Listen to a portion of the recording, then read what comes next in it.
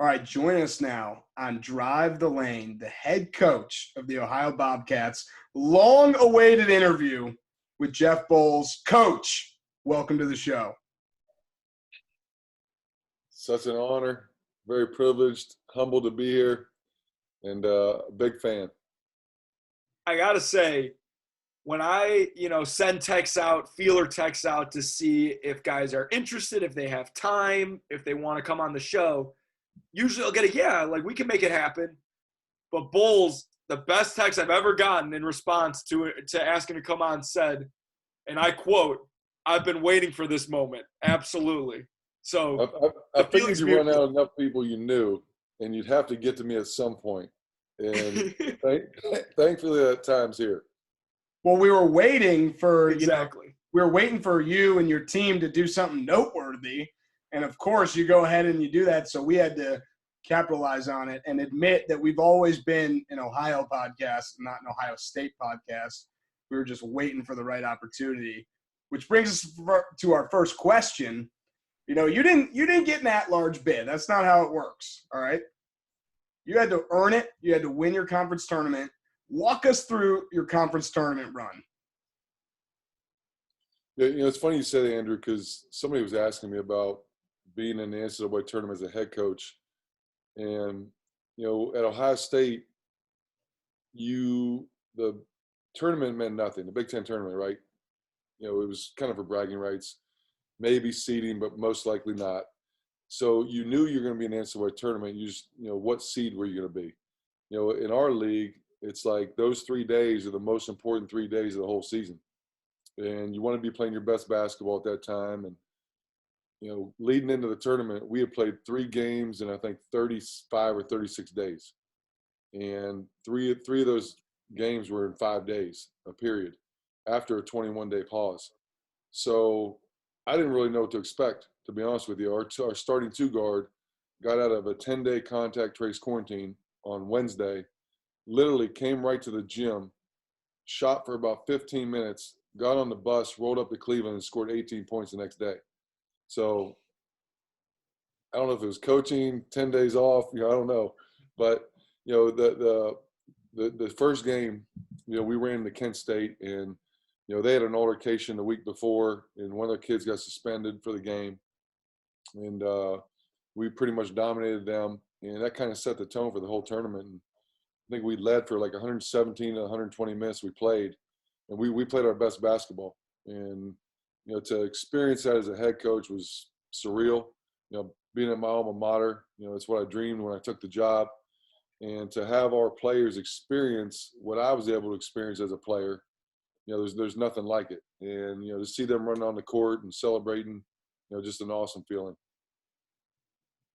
My question for you, first question, and you alluded to it, it's a different kind of mindset for a tournament, whether it's the NCAA tournament, the conference tournament, the major conference tournaments, it's an even different mindset than from, a mid-major tournament where it's your life depends on winning.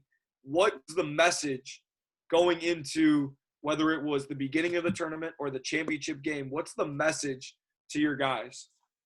Yeah, so, I told them to play with uber, ultra superior confidence, have fun, play hard, and see what happens. And, we kind of used the underdog mentality. We were a 5 seed, even though it was kind of a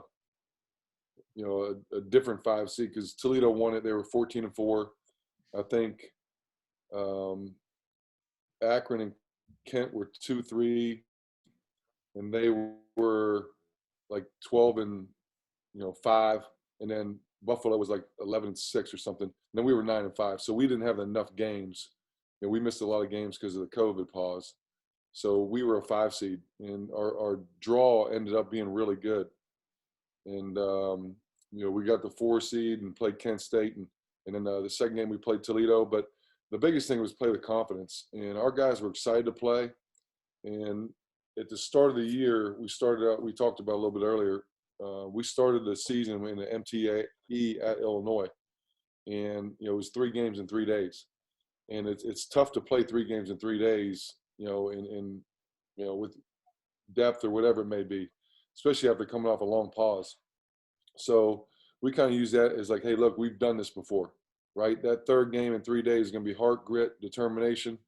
And, when we got there, our guys were loose, man. They were in the locker room talking, playing music, having fun. And I felt pretty good once I heard that, the locker room.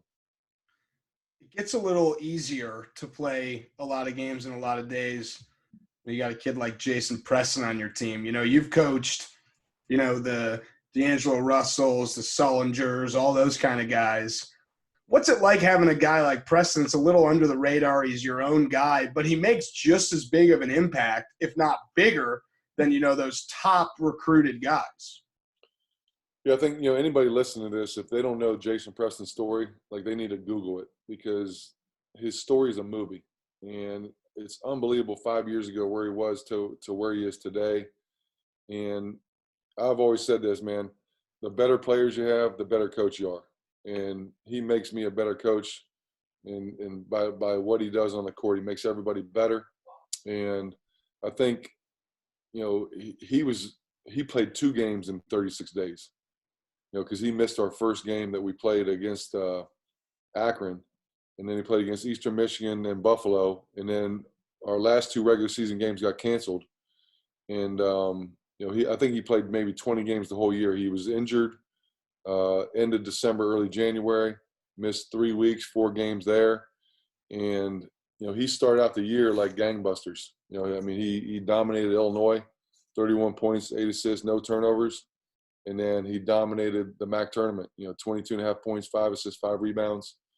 And, he was playing with a great swagger, great confidence. When your best player is doing that, it bleeds on to everyone else. And, you mentioned those guys from Ohio State. The one thing Jason Preston has that, like D'Angelo and Evan Turner had, like he's got elite vision. His passing skill, he sees things happening before it even happens. And, some of his turnovers are a result. Like guys might not roll or pop or, they're open, but they don't know they're open, and he does, and he'll throw them the ball, and it'll be a turnover. But he's got that elite skill. I think you're spot on in the comparison, obviously, between like him and ET and D'Angelo in the sense that the game looks so slow when he's playing. Like he's not gonna out tough you. He's not the quickest guy in the world, but like he gets to his spots and he gets guys open, and that's what those 2 guys' games were just like. I remember talking about this before.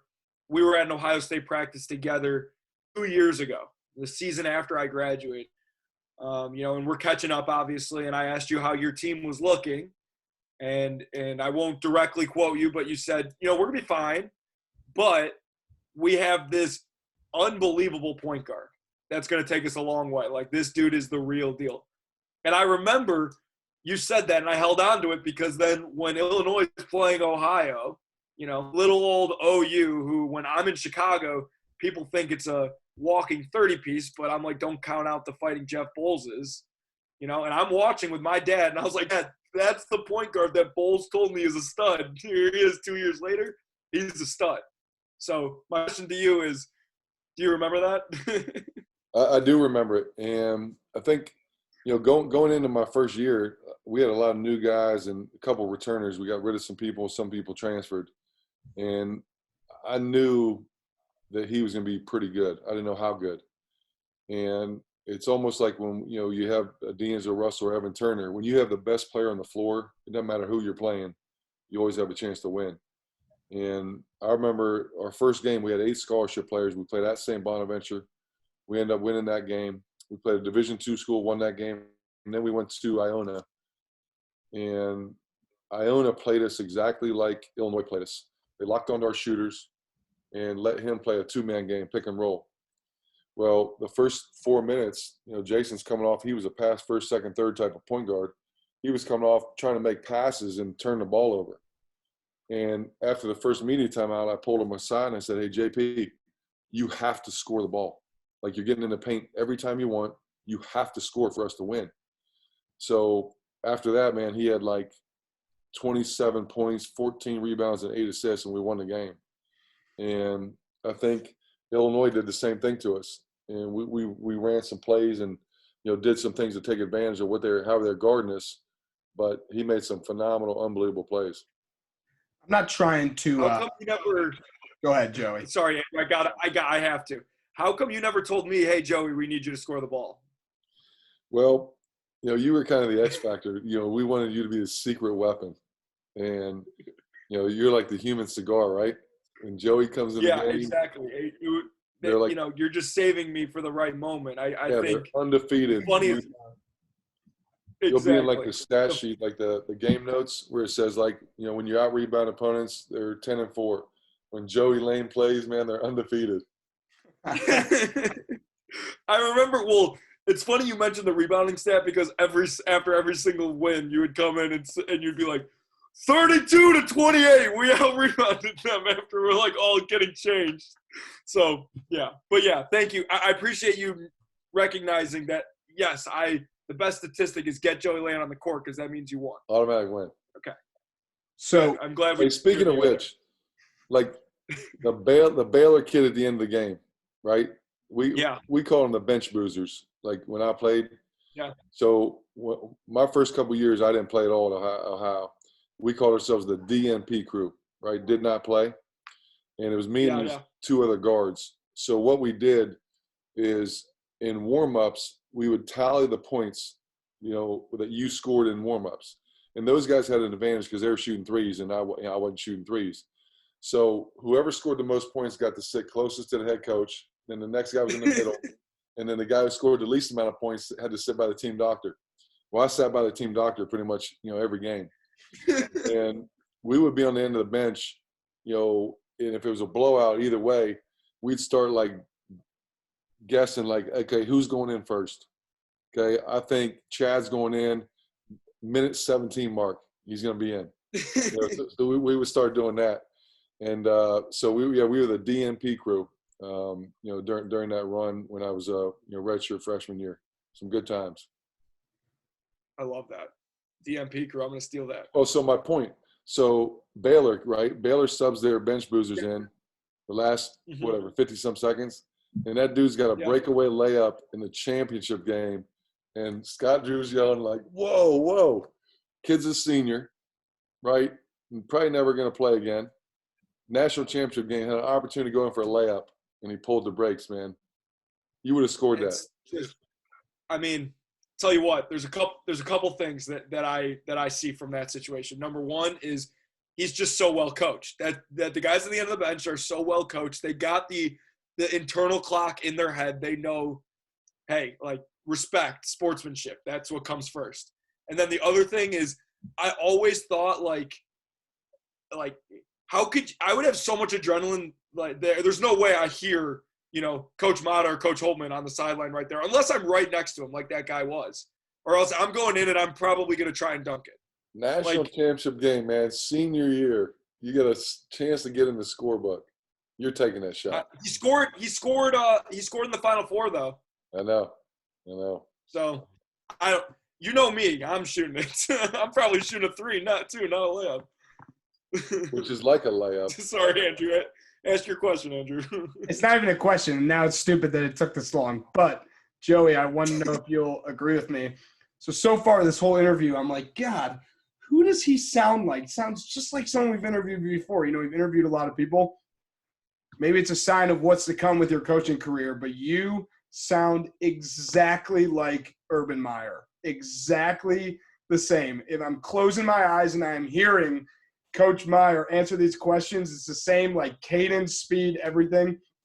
Maybe it's a sign of what's to come, but just wanted to point that out. So, yeah, I told you it was silly. I'll tell you what, I'm feeling national championship after that comment, man. That's humbling. Well, we asked Coach Meyer. That's just it's also a humble brag. It's a humble brag on our part saying, yeah, we've had Urban on the show too. Yeah, throw a dart. I'm getting it, man. You guys ran out of guests, and I don't care. I don't care if you had no more guests. I'm happy I'm on here. Well, you're a little more honest. We asked him, do you think you'll ever coach again? And he said, I'm done coaching. So you're giving us more honest answers. He thought you meant college. He did literally stare us in the eye and say, guys, I'm done. and then he's coaching like 3 weeks later. So, Coach, when you think back to your time at Ohio State, someone walks up to you and says, oh my God, you're doing such a great job with Ohio, upset over Virginia, amazing. But someone says, what comes to your mind when you think of Ohio State? The one memory that you're at like a event and you're telling people your go-to Ohio State story. Yeah, I mean, probably the most memorable was Boston Garden. When we were in the Elite Eight, we beat Syracuse to go to the Final Four. And when you're a young coach and you go to all these Final Fours, you go to the open practices, right? You watch the games either on TV or you have a ticket in the 500 level to watch them. And it's always like, man, one day I'd love to be on that floor coaching, and having people watch you in the open practice. And just that memory, I'll never ever forget it. Just going to the Final Four and that whole experience, it was awesome. And we're going to talk about some of our stories that we shared together towards the end. But it would be a shame if we didn't at least talk about the Virginia upset. It was a popular upset pick. Virginia coming off some COVID issues. Obviously, you guys got the best player on the floor, like we already talked about. Are you still sitting there as a coach trying to tell your team, like, hey, like, we're the underdog, like, we got to prove something? Or is it more of like we're better, let's prove it? Yeah, so I told the media, like, I was the wrong coach to talk to about the COVID pause because, we were on a 21-day pause and came out and we played Akron. We practiced one time, and I didn't have my point guard or my center. Jason Preston or Dwight Wilson didn't play, and we won the game. I said, so you're talking to the wrong coach, like if I'm going to overlook them doing their 7-day pause. And theirs is different. They had one guy, a bench player, that was positive, and they contact traced. But their contact trace, they could still go to the gym an hour a day and work out. So all the kids that got contact traced were out, they were conditioning, they were shooting, probably going over whatever. And so our guys, I said, hey, look, we've been through it. We know they're going to come out ready to play. And the biggest thing in coaching, right, is confidence and belief. Like, you want to instill confidence and belief. And our guys were confident. They believed they could win the game. We prepared to win the game. We expected to win the game, and we came out and played well. And I'll be honest, like, winning the game, it was a later game, and we played down in Bloomington, so we had an hour and 15-minute bus ride home. And as you guys well know, it's a winner's world, and you just upset the defending national champs, in Assembly Hall, and now it's like text messages, this and that, and I think I got 750 text messages. And you're on that high, and you get back to the hotel 11. Well, then you have your late meal, and those guys aren't, probably didn't go to bed as much as you tell them. Like, hey, we got to get our rest, we got to go to bed, we got to get sleep. We got a game in less than 48 hours. And to me, that's what Gonzaga looked like happened. Right, they had this euphoric win. It's a late game. They probably didn't get back to the hotel till midnight. Those guys probably stayed up 3-4 o'clock in the morning, and they just looked steps slow to start. I mean, Baylor came and just punched them in the mouth. But beating Virginia, there was a point in the first half, I'm not gonna lie, I'm thinking to myself, like, I'm in Assembly Hall coaching in the NCAA tournament, and Tony Bennett's on the other end. And it was just a surreal feeling. And, we won the game, and Tony Bennett was who you'd think Tony Bennett was. Very gracious, very, complimentary of our guys and our win. And, just an awesome feeling. What would past Jeff Boals have said before the conference tournament if future Jeff Boals showed up and said, hey, you guys are about to win a bunch of games, win the tournament, and then you're going to be playing in Assembly Hall and beat Virginia and Tony Bennett? What would you have said if someone told you that that was the exact path that you were about to go on? Ooh, I would have signed up for it right there. You guys know, man, winning's hard. And it's hard to win. And, you take this whole year, I don't care what level, female, male, like what these young people did on a daily basis, right, to get to where anyone got. There's a lot of luck involved. It's the character of your team. that you have in the program, the culture that you have. We went 7 months without an incident. And I'm thinking, like, this is crazy. Like, how do we get 7 months? And then we played at Central Michigan on February 2nd. And one of my players had talked to a kid he grew up with after the game. We fly back, get on our bus from the airport, go back to campus. Wednesday night, my two kids study together. Thursday, we had a call that their kid tested positive. Thursday, my kid tests positive. Now you contact trace back, boom. And it was like a wave. There were multiple positive tests over a week time frame. And I'm thinking, like, we went 7 months, and now in a week we have like these multiple positive tests. And I don't know if either one of you have quarantined, but I was in a hotel room away from my family, and I was contact trace. I wasn't positive, so I would go pick up food, but I was like stir crazy. And we got guys in the dorm that can't leave the dorm. That you're in the dorm room. You can't. We gave them a basketball, bands, and foam roller, but 10 days, man, that's a long time. And I give our guys a lot of credit for staying positive, fighting through adversity, and we're just grateful to be there. No pun intended on that. Clearly, staying positive, right? Hey, I'm a pretty positive guy, and 10 years ago I wouldn't have been like this. But Coach Mata, taught me a ton, and it was like a master's coaching class being with him for 7 years, and his positivity. I mean, there'd be days in practice, Andrew, as assistant. He'd be like, "Hey, we start off slow, and you guys really picked it up, and it was one of our better practices."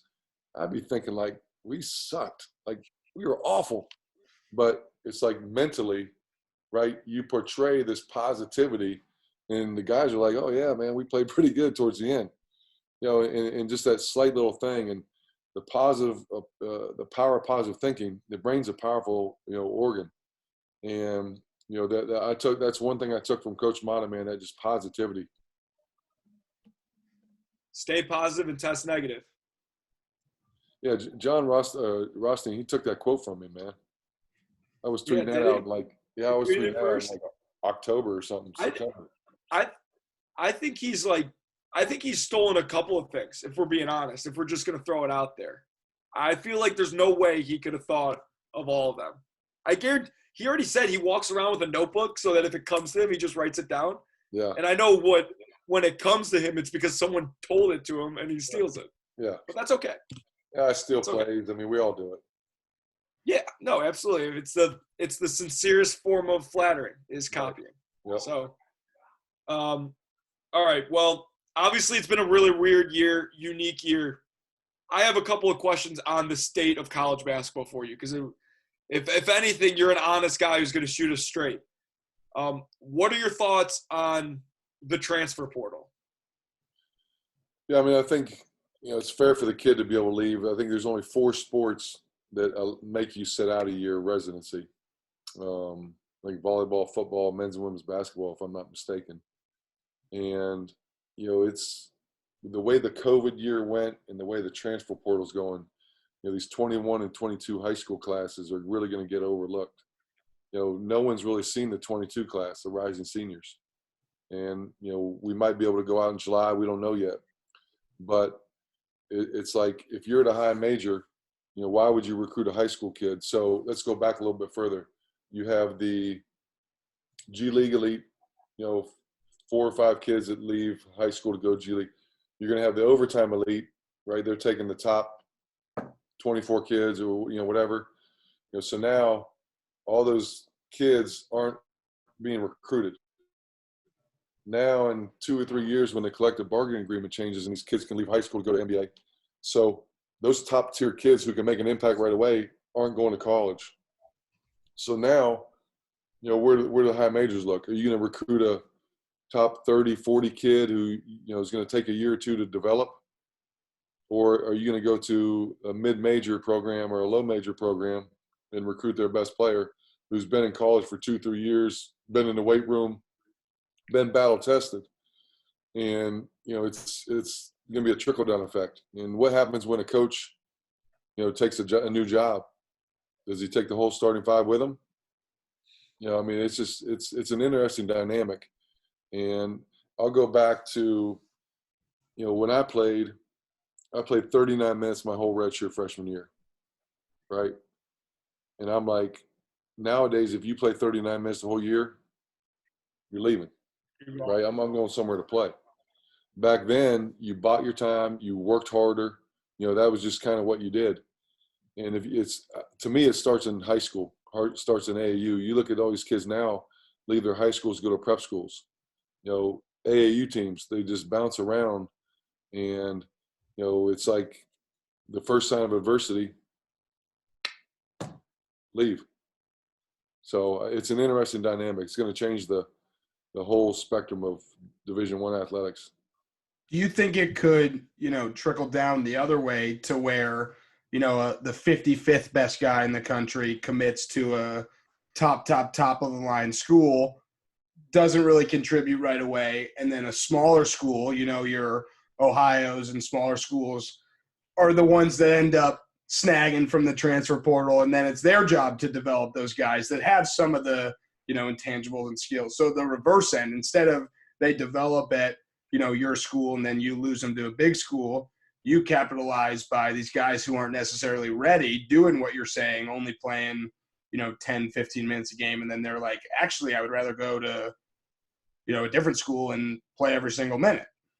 Yeah, definitely. There's going to be a trickle down, and even high school kids, like, these high majors, and, they're going to be taking transfer kids that they're not taking those high school kids. So you might be able to get a high school kid that's pretty good that you shouldn't get normally on paper. And I mean, there's Division III kids right now that didn't even play this year that are in the portal and being recruited at a pretty high level because they're percentages, they can make shots. Division II kids, All-Americans, like those kids are leaving. So it's affecting everybody. Mm-hmm. It's crazy. It's crazy because I remember, I think I'm a little bit unique because my whole feeling was I desperately wanted to go play somewhere. Like I really did. I got so much better. I got so much stronger, got so much confidence while I was at Ohio State. But like I had the same sort of mindset that you had in the sense that like if I'm going to start something, I'm going to finish it. And I don't want to leave Ohio State because like I feel like I'm quitting in a sense, right?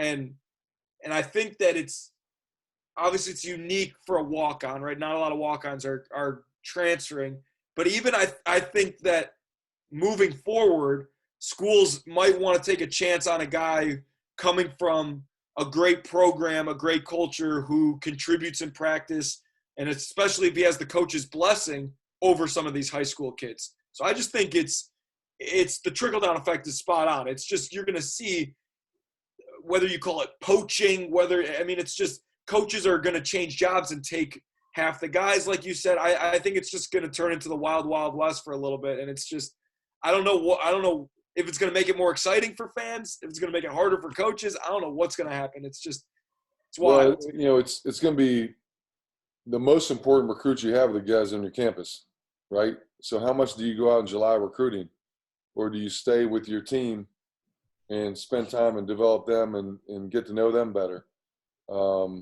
And it's going to be year to year, right? You're not going to start recruiting juniors, sophomores, freshmen. Maybe the elite ones will, but you got to work year to year. I mean, your roster's going to, the average right now of Division I teams, there's 3 kids per team average leaving. So every year you could have 1 scholarship in the fall. You're going to have 3 or 4, come to springtime. So, it's going to be a year-to-year deal. Recruiting your own players, that's insane, but it's true. You got to get them to stay. That's wild. That's wild. That's not even something that even crossed my mind. But so college basketball will be weird. Let's get into the fun stuff and let's talk about some unique questions. What's going to make this podcast way more fun than the average interview that you have. My first question for you is, why didn't you try and steal me from Ohio State when you went to Stony Brook? Just out of respect for Coach Mata. I knew you were an integral piece of the program, and I didn't want to take anybody and put him in a bad situation. Even though it could have made me feel really good if you were like, hey, Joe, like, I'm not going to recruit you, but I would. There was no I didn't get any of that. That's okay. Just, I mean, selfishly, it would have been nice. You know, you always have regrets in life. And 2020 hindsight's the clearest. And now you mention that, it's a big regret. So my apologies. Okay. I forgive you. I forgive you. Follow-up question to that. I was making some noise at Missouri in the rec leagues. With all the crazy stuff going on in college basketball, why didn't you send a scout to my rec league games? You know, Joey probably should have mentioned something to you that he knew a guy in Missouri. You know what's Stretch funny? four. You know what's funny is Stretch four. I had our assistant coaches go to the rec center at Stony Brook and watch to see if there's anybody who could help us. You know, there's 30,000 students on campus. I'm like, we got to find somebody because, you know, we were down a couple scholarships. And, you know, Eddie Days, right? Eddie Days, like, you know, has his team, the club team. And I think the one kid was a walk-on this year, wasn't he? From his club team? Exactly. That's what I was going to say. That's how they got him. Yeah. And, you know, it's like guys like that are invaluable. Like a lot of programs have scout teams where they keep, you know, I think Michigan State keeps like 18 guys or something like that, Michigan. And they got 5 guys who are scout team guys. And, you know, I used to run our defense at Ohio State. Those guys were invaluable. I had the managers.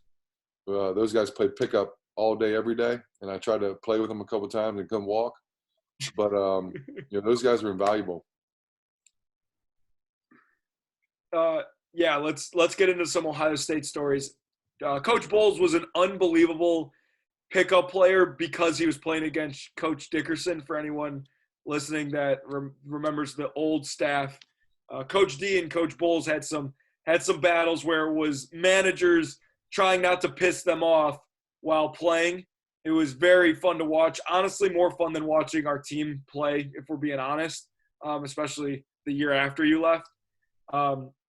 My question to you is, do you have any unique stories with me involved that Andrew would like to hear, but also the listeners at home? I mean, I remember when you first came to campus, and like Joey was like Mr. Buckeye, like Ohio State through and through.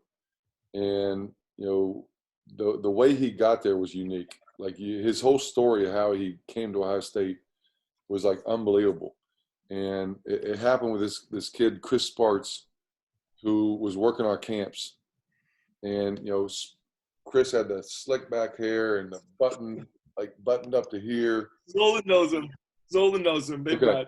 So, you know, I don't know. I don't even know how he got a job. He like talked himself into a job and created some role. And next thing you know, his first recruit is Joey Lane. And was it the same high school or did he work you out? I forget the. So I went to the team camp with my high school team, and we just beat up on everybody we played. Yeah, I remember watching you play. We were a good high school team in Illinois, but not like unbelievable. Like we won a couple games in the playoffs. And we were playing against I don't know if they were the best Ohio had to offer, probably not, right? But we're playing against, you know, Toledo St. John. We're playing against Khalil Iverson. We're playing against guys that you guys were recruiting. And so I remember definitely Coach Dickerson watching us play once. GP was at a few of our games, and then Sparts watched a bunch, especially on the second day. And afterwards, you know, he knew he was from Illinois. Our high schools were 45 minutes apart. So same area, but not like same conference or anything. Right. But he was talking to our head coach. Our head coach pulls me over, and Sparts gave me the whole Sparts very positive talk of, hey, like, love your game. Obviously, we can't offer you a scholarship, but I, Christopher Sparks, want to help you find the right fit for you in college. Joey. And I was like, this is the fucking coolest thing that's ever happened. Let me tell you something. You can play here. You're good enough to play here. But what's funny is there was no talk about walking on until, like, my high school season started, and I told him, like, hey, like, by the way, like, I'm really good. Like, I'm a really good high school player. You had some options, right? You had some options to go, like, small college and or come to Ohio State and walk on. Yeah.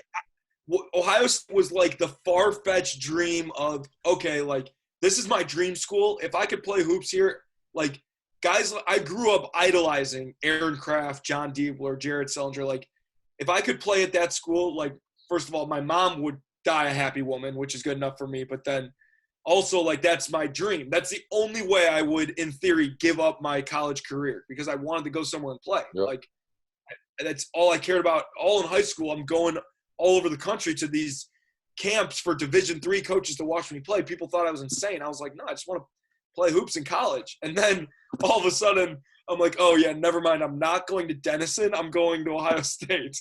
And then everyone's like, what the fuck did that happen? Yeah, it's wild. And I mean, you got better. You worked at it, and you know, it's like sometimes you throw a walk-on in there, and you're like, that's the walk-on. And you know, you got better, and you couldn't tell. And you know, you didn't disrupt, and you know, that's what you want. You want guys to come in, work hard, and because sometimes in that situation, you know, especially at Ohio State, you have fans, right, that just want to be involved and be in the locker room, get the gear, like, you know, all that stuff's cool. But you were competing, and you know, great teammate. Speaking of pickup games, I played 3-on-3 one time. It was me, Coach Dickerson, and Coach Gent. We played David Lighty, John Diebler, and Dallas Lauderdale 3v3, and it got heated, and we almost beat them. And it was like intense. I mean, any competitive anything with CJ in it, I mean, it's over. Once we stop recording, I'll tell you about the funniest Chris Gent story, Kyle Davis story. I don't know if you've heard it or not, but it's the funniest story. It basically, long story short, is Chris Gent did not play pickup for the entire year because of Kyle Davis. But unreal story. But I appreciate you telling the world that I did get better and I was a good player and I was there, you know, for the right reasons, even though it did seem like I was a fan at times. But yeah, I mean, like, I remember coming in and Lorbach telling me, like, hey, just so you know, like GP especially and Diebler, Jake Diebler especially, did not like walk-ons. And I was like, okay, like, I don't know what I can do about it. I mean, I have good intentions. I just got to prove it. And then the next year, same thing. Like Chris Gent, like, I know you know, he just hates walk-ons. And so I won him over because – and this was incredibly – I can't believe this in hindsight, but every guy had an individual workout except for me in the off season. So I would come in when I knew guys had workouts, and I would work out myself and just like watch the workouts and do whatever on the side, which is hilarious and like something out of a movie. But like, I remember Chris Gent was like, hey, Joey, just so you know, like when I saw you in the gym the first day when you didn't have a workout, I was like, all right, you mean business, and I appreciate that. And I was like, all right, I'm doing something right here. It's good. No doubt. Sounds like you were a great player to coach. So, Coach Boals, where does Joey rank on your all-time favorite player list? I had him. I was there for a year. I was a shell of Joey Lane. You don't have to answer. Where does he rank? Where does he rank? Yeah, I would say probably top 5 of the walk-ons. I think we had 4 walk-ons, maybe. No, he was fun. Like my first experience with a walk-on was Mark Titus. You know, and Titus was like, you know, you could tell Titus stories for days. I mean, you know, the best one was he went to little 500 in Indy one time, and he came back late, you know, from whatever he was doing. And when you came back late, you either had to ride a stationary bike with a seat for 100 miles or without a seat for 50 miles. And he said 50 miles without a seat.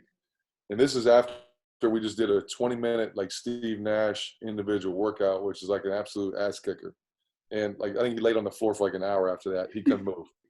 But, you know, I think, you know, I was a walk-on. You know, I walked on for 2 years and earned a scholarship at OU. And, you know, you don't feel appreciated a lot of times. You know, it's a thankless deal. And you be in practice some days kicking somebody's ass and, you know, like, I'm going to play. Don't matter. And it don't matter. And I had times when my assistant coach would be like, hey, be ready to play. And I'd be like, all right, here we go. BMP. And you get your hopes up so many times. But, you know, it takes a special person and it's a special fraternity. You do it for the love of the game. You're a great teammate. You make lifelong friends. You open up network avenues, and that's what Joey's done. And it's a special fraternity. Not that this is anywhere near the same realm as what you guys are talking about, but I had a time when I was a sophomore high school basketball player. I hurt my knee, and I was like rehabbing the knee for like a week. And I was all good 100%. And the coach came up to me. Joey, it was actually before we played you guys. And the coach goes, Zolden, how's the knee? You ready to go? I'm like, yeah, I'm back. I'm ready to go. He's like, all right, we're going to need you tonight. 0 minutes, 0 seconds. Had a pregame convo with the coach telling me to be ready to go, just like you're saying. So that's my peak of walk-on comparisons. That's the Thad Everto's story. I think they're playing Georgetown in the Final Four. He said he walks in the bathroom before the game, and Titus is over the other stall.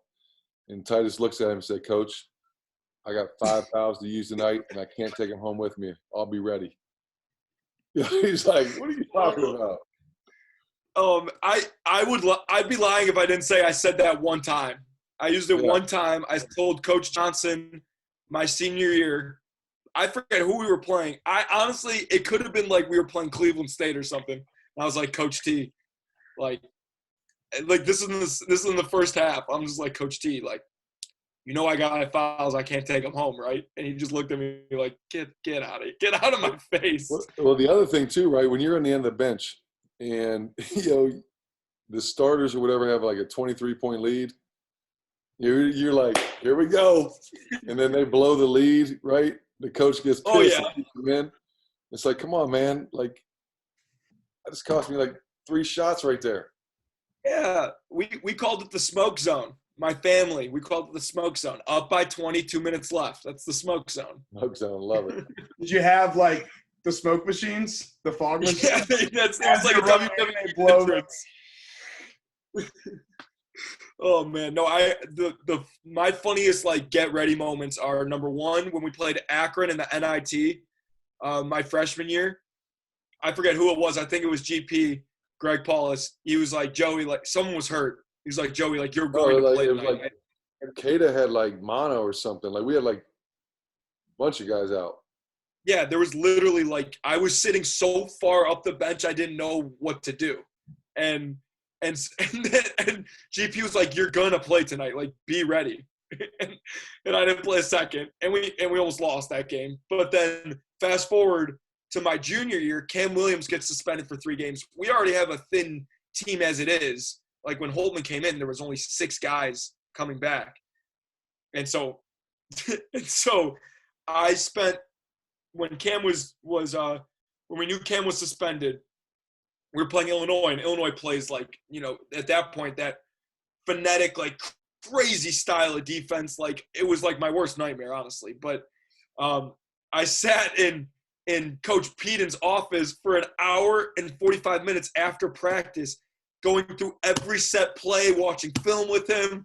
Like I was like so locked in, like I'm ready. And then I went through warm-ups like an hour and a half before, like sweating my ass off, like getting a ton of shots up. Coach Draghi's taking me through, like, here's where you're going to get shots against them. Here's where I'm like, holy moly, like, I'm going to get played 25 minutes tonight. Didn't play a single second. I mean, it's crazy. It's just, you gotta be prepared. So it's better to be prepared and have nothing than be thrown out there and me run with my head cut off like a chicken or whatever that saying is. So it's all good. So, Coach, we know you were excited for this interview. We were excited to have you on, me specifically, because we like to end our show with a little fun. Joey, this is kind of your segment, so I'll let you take the lead on this, but I'm excited for what we're going to get out of it. Yeah, Boals, what we like to do with our guests, and I say this every time, but this time might be the truest time, is we like to spin the table, turn the tables onto you, put you in the interviewer's seat, put us in the interviewee seat, and have you ask any questions that you've been dying to ask us, throughout this whole interview. What questions do you have for me and Andrew. So I think you might have been asked this already, but I'm going to ask it anyway. So give me two people that are probably realistic, right? I guess maybe you didn't think Urban Meyer was going to come on, but two people that you would love to interview on your podcast, and why? Andrew, you can go first if you want. All right. Well, this is going to sound so crazy and unrealistic, but it's not as crazy as you think. So I always say LeBron, which is obviously as big as it gets. Doesn't get bigger than that. But we also do the TBT show, and we've talked with Romeo Travis, who's one of LeBron's best friends, if not. I coach Rome at Akron. Yep. Yeah. So there you go. And now you're really close with Rome, so we can butter him up even more with you. So I legitimately think we can go through him and You're get crazy. no, because we've been close, not like close, but like we've joked with him a little bit, and I've talked to him behind the scenes about it. I don't think it's as unrealistic as just like two goofy guys, one played at Ohio State. Like we have an actual like pinky nail in the door. So what would you ask him? First question.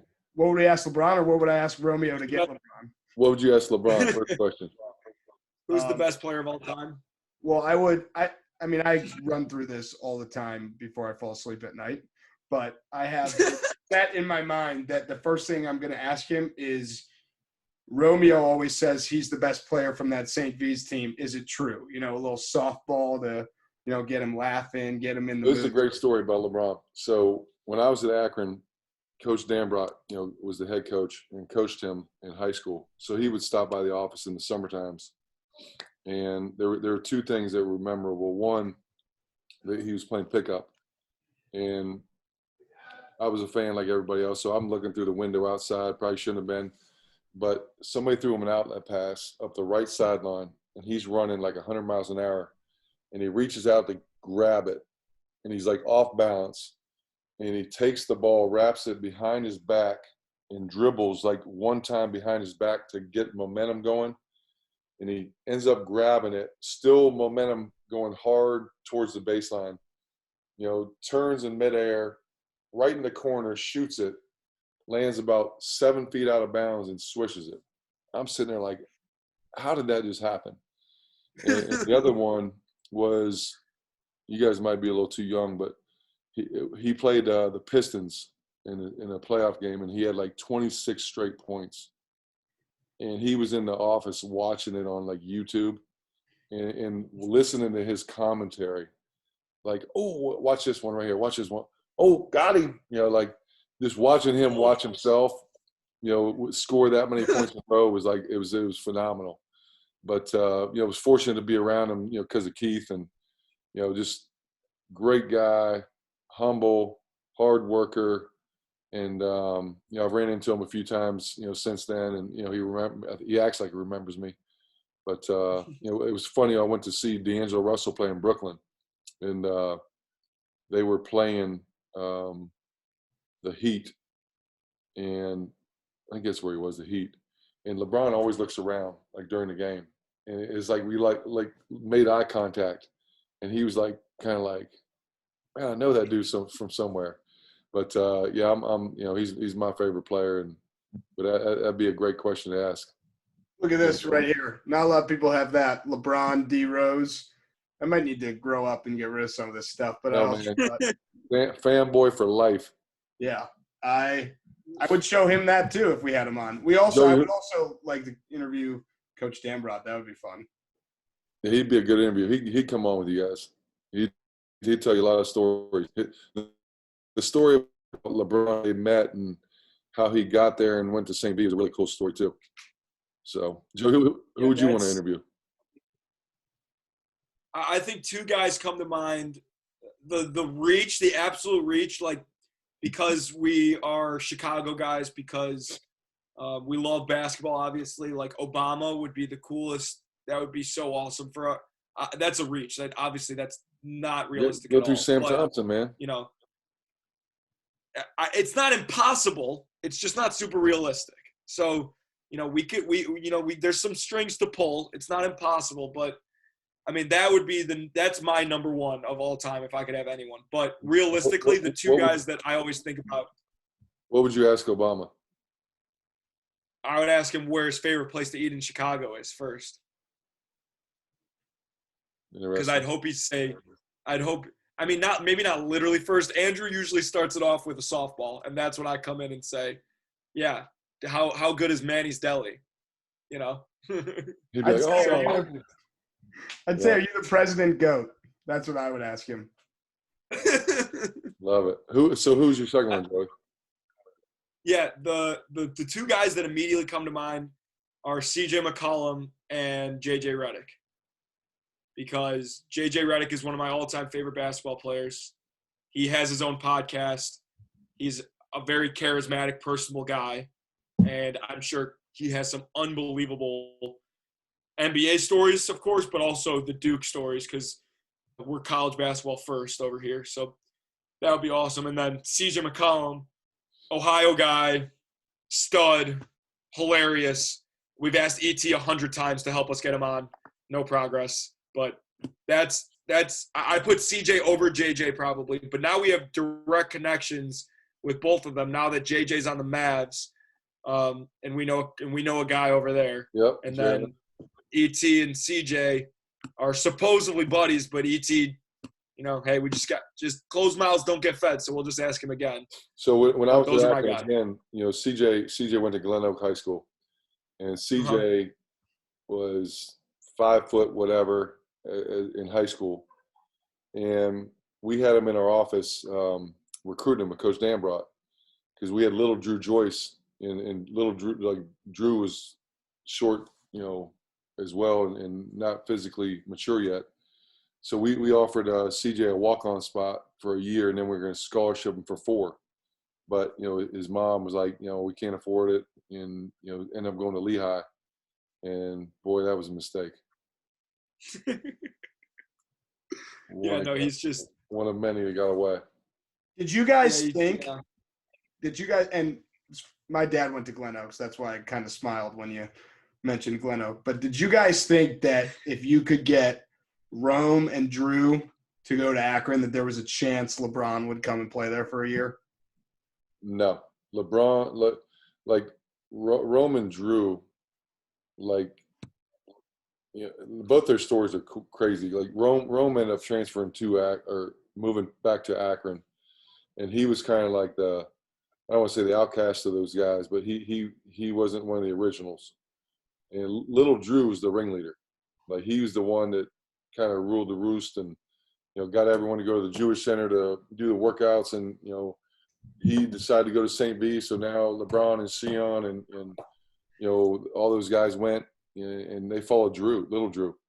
And the funniest picture I've ever seen was when Drew was like a freshman. He was like 4'11", 80 pounds or 90 pounds, whatever. And he hit like 8 threes, like Boobie Gibson did in the playoffs, and as a freshman. And there was a picture in Keith's office where LeBron is like bear hugging him, and like little Drew was like feet was this far off the ground. It was the best picture ever. But those guys are tight, man. I mean, it's like that's what makes it cool, man. They're happy and proud to be from Akron and all successful now. Just a great group of guys. I don't even know if Joey knows this. And this is the last thing I'll say about Akron and More Than a Game and all that stuff. So I love that movie.